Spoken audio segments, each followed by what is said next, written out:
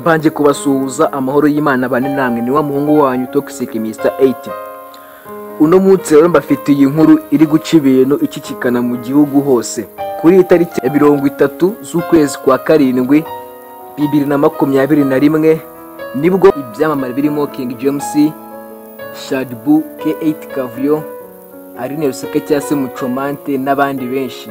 Inkuru iri gucicikana rero hirya no hino mu gihugu iravuga ko batawe muri yombi kuri wa gatanu i Rutsiro kubwo kurenga ku mabwiriza ya guma mu rugo.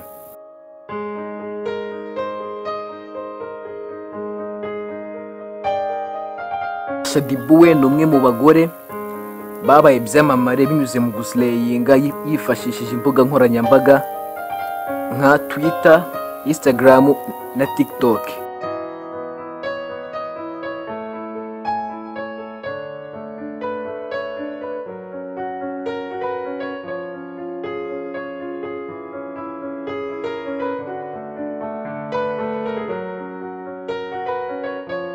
Naho King James we ni umuhanzi tuzi mu gihugu, umuhanzi w'intangarugero nyine umaze igihe kinini muri industry ya music mu Rwanda. Indirimbo ye nshyashya duherutse kumva benshi ni Juba Romantique by Alpantino, gusa ikoranye na Riderman naye muramuzi mu gihugu.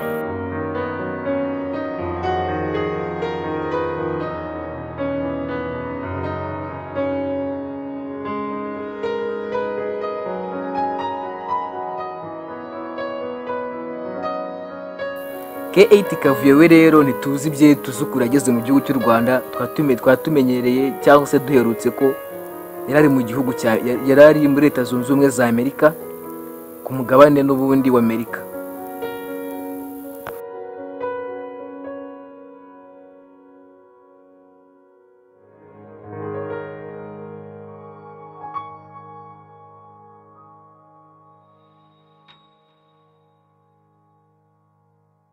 Gusa aho abanyarwanda hafi ya twese turi muri guma mu rugo kubera icyorezo cya COVID-19 cyugarije isi, biratangaje kuba ibi byamamare byo byari byibereye muri show birimo biranywa amayoga makeya ndetse bifite n'ibyana.